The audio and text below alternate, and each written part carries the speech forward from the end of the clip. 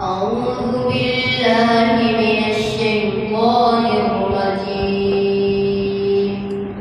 بسم الله الرحمن الرحيم. يا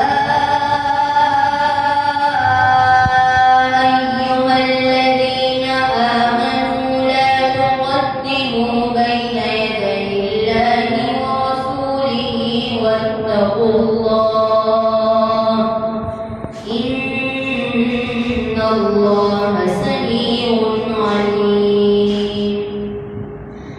يا أيها الذين آمنوا لا ترفعوا أصواتكم فوق صوت النبي ولا تجهروا له بالقول كجهر بعضكم لبعض أن تحبط أعمالكم وأنتم لا تشعرون.